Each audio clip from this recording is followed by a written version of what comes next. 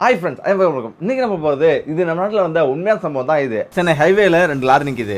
அதிகாரிகள் சந்தேகப்படுறாங்க. உடனடியாக லாரியை பறிமுதல் செய்து அதை வந்து ஓப்பன் பண்ணி பார்க்குறாங்க. கதை திறந்து பார்த்து பயந்து வெளியேறாங்க. அதுக்கு பிறகு முதலமைச்சர் அந்த இடத்துக்கு வராரு. சரி, அப்படி என்ன நடந்தது? இந்த சம்பவம் உண்மையிலேயே உங்களை அதிர்ச்சிப்படுத்தும். அப்படி ஒரு சம்பவம் தான் இந்த சம்பவம். சென்னை ஹைவேல 2 லாரிகள் வந்து வருது. நம்ம சென்னை டு விழுப்புரம், திருச்சி இந்த ஹைவேல நடந்த சம்பவம் தான் இந்த சம்பவம். இந்த ஹைவேல பெரும்பாலான லாரிகள், பஸ்ஸுகள் அப்படின்னு பலவாறு கடந்து போயிட்டு இருக்குது. அப்படி வந்து பெரும்பாலான லாரிகள் போகும்போது நிறைய லாரிகள் வந்து அங்கங்க வந்து நிப்பாட்டி இருப்பாங்க. ஆனா அது ஏதோ ஒரு பழுதுக்காக நிப்பாட்டிருக்கலாம், இல்லைன்னா சாப்பாடுக்காக நிப்பாட்டிருக்கலாம், இல்லைன்னா அந்த ரெஸ்ட் எடுக்கிறதுக்காக நிப்பாட்டிருப்பாங்க அப்படின்னு நம்ம வந்து கடந்து போயிட்டு இருப்போம். அப்படிதான் வந்து அங்க 2 லாரிகள் வந்து வந்துருக்கு. அந்த 2 லாரிகளும் பார்க்கறதுக்கு ஒரே மாதிரியே இருந்திருக்கும். ஒரே அச்சு, ஒரு எல்லாமே ஒன்னே ஒன்று தான். ஆனா நம்பர் மட்டும் தான் வந்து வேற மாதிரி இருக்கும். ஆனா திடீர்னு ஒரு லாரி அதுல வந்து பழுதாகி ஒரு இடத்துல வந்து ஹைவேல நிக்குது. விழுப்புரம் டோல்கேட் பக்கத்துல அந்த லாரி பழுதாகி நிக்குது. இந்த நேரத்துல தான் இன்னொரு லாரியும் அதுக்கு பின்னாடியே நின்று இருக்குது. அன்னைக்கு சாயந்தரம் போலீசார் அந்த இடத்துக்கு வந்து வராங்க. நேத்திலே பார்த்துருக்கோம், இந்த லாரி இங்கே நின்று இருக்குது, என்ன விஷயம்னு கேட்கறாங்க. அப்ப அந்த லாரி டிரைவர் சொல்றாரு, இந்த லாரியில ஒரு பின்ன பழுதாயிடுச்சு, ராடு முறிஞ்சிருச்சு, அதனால என்னுடைய பள்ளித்தோழன் சொல்லிருக்கோம், அவன் வந்து மாத்திரன்னு சொல்றான்,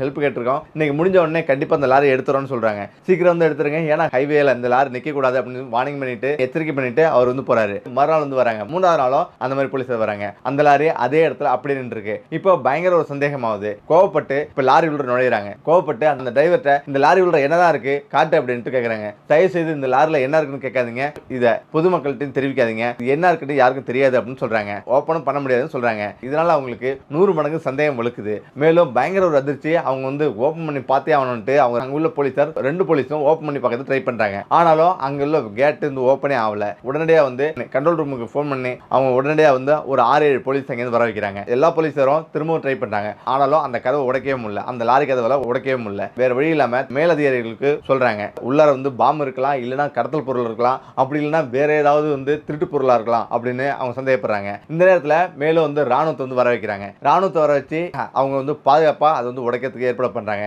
ராணுவத்தை வச்சு அவங்க உடைச்சு ஓப்பன் பண்ணி பாக்குறாங்க. பயங்கர ஒரு அதிர்ச்சி. ஏன்னா அதுல வந்து மூட்டையா வந்து பணம் இருக்கு. இதை பார்த்து போலீசார் மட்டும் கிடையாது, அதிகாரிகள் மட்டும் கிடையாது, ராணுவத்தில் எல்லாருமே வந்து பயங்கர ஒரு அதிர்ச்சி. எல்லாரும் வெளில வந்து வராங்க. உடனடியா முதலமைச்சர்ல இருந்து எல்லாருக்கும் தகவல் கொடுக்கப்படுது. அப்பதான் வந்து என்னன்னு பார்த்தா மொத்தம் 7000 கோடி பணம் 2 லாரியிலையும் வந்து இருக்குது. மூட்டையா பணத்தை வந்து இப்படி குவிச்சு வச்சிருக்கிறதால எல்லாரும் அதிர்ச்சி அடைஞ்சு இது ஒரு கடத்தல் பணமா இருக்கலாம், இது ஒரு திருட்டு பணமா இருக்கலாம் அப்படின்னு எல்லாரும் பயப்படுறாங்க. இந்த நேரத்தில் உடனடியாக இந்த தகவல் வந்து மேலதிகாரிகள் பறக்குது. இப்போ டெல்லி வரலையும் போய் பிரதமர் வரலையும் போகுது. அங்கிருந்து விசாரணை ஆரம்பிக்கிறாங்க. அப்போ விசாரணை தெரிய வந்தது, யூனியன் பேங்க் ஆஃப் இந்தியாவுக்கு RBI அங்கேருந்து அனுப்பியிருக்கு. அப்படி ரகசியமாக வந்த பணம் தான் இது அப்படின்னு தெரிய வந்தது. இது ரிசர்வ் வங்கி பணம் அப்படின்றது உறுதியாகுது. இப்போ போலீஸார் ஐயோ கடவுளே தலையை சுத்துது அப்படின்னு அவங்க வந்து உட்காடுறாங்க. இந்த ஓட்டுநர்கள் ஏற்கனவே நம்மளை வந்து ஏமாத்திட்டாங்களே அப்படின்னு அவங்க நினைக்கிறாங்க. ஆனா அது உண்மை கிடையாது. எல்லா தகவலுமே கொடுக்கப்பட்டா இவ்வளவு பிரச்சனை தேவையா அப்படின்னு அவங்க நினைக்கிறாங்க. ஒரு பேங்க்ல இருந்து இன்னொரு பேங்க்கு கோடியா பணத்தை வந்து இப்படிதான் ரகசியமா வந்து அனுப்புறாங்கன்றது யாருக்குமே தெரியாது. பணத்தை கொண்டு செல்லும் ஓட்டுநர்களுக்கு யாருக்கும் தகவல் சொல்றது கிடையாது. அவங்க போலீஸ் அதிகாரிகளா இருக்கலாம், அல்லது ராணுவ அதிகாரிகளா இருக்கலாம், மிலிட்டரியா இருக்கலாம், இல்ல அமைச்சர்களா இருக்கலாம், முதலமைச்சர்களா இருக்கலாம், அவங்களுக்கு எந்த ஒரு ரகசியத்தையும் கொடுக்கப்படுறது கிடையாது. பெரும்பாலும் இந்த மாதிரி ரகசியமா வந்து அனுப்பப்படுறதுக்கு முக்கிய காரணம் திருட்டு பயம் தான். கொள்ளையர்கள் எக்காரணத்தை முன்னிட்டும் இதுல வந்து மோப்பம் பிடிச்சிடக்கூடாதுன்ற ஒரே காரணத்துக்காக இந்த ரகசியத்தை யாருக்குமே சொல்றது இல்லை. முக்கியமா இந்த பணத்தை பரிமாற்றம் பண்ணும்போது சாதாரண ஒரு லாரி போலவே காட்சி அளிக்கும். இந்த லாரில யாருக்கும் எந்த ஒரு சந்தேகமும் ஏற்படாது. அதாவது பல முறையில் இந்த பணம் வந்து மாற்றப்படுது. முக்கியம் பார்த்தீங்கன்னா ஒரு பணம் வந்து ரிசர்வ் வங்கியிலிருந்து நேரடியாக வந்து வங்கிக்கு மாற்றப்படும் போது அவங்களுக்கு வந்து எந்த ஒரு ரகசியமும் யாருக்கும் பகிரக்கூடியது கிடையாது. ஒரு முறை வந்து பணம் ஏற்றப்பட்டா அந்த பணம் வந்து அந்த வருஷத்துல இப்போ வந்து அடுத்த வங்கிக்கு போகுன்றது எந்த தகவலும் யாருக்கும் தெரிவிக்கப்படாது. ஒவ்வொரு தகவலும் ஒவ்வொரு மனிதருக்கும் ஒவ்வொரு மாதம் சொல்லி பல மாதங்களுக்கு பிறகு அது வந்து சேரும். ஆனா அப்படிப்பட்ட லாரியில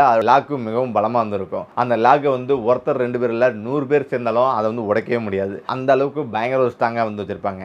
இப்படிதான் ரகசியமா இந்த பணத்தை வந்து ஒரு வங்கியிலிருந்து இன்னொரு வங்கிக்கு வந்து மாத்துறாங்க. ஒரு சாதாரண லாரியை தெரிஞ்ச மட்டும்தான் வந்து எந்த ஒரு சந்தேகமும் இல்லாம அது பாதுகாப்பு போய் சேரும் அப்படின்னு அதிகாரிகள் அந்த காலத்துல இருந்து இதுவரைக்கும் பின்பற்றி வராங்க. ஓகே, இந்த வீடியோ பிடிச்சிருக்கீங்க, மீண்டும் இடத்துல சந்திப்போம். நன்றி, வணக்கம்.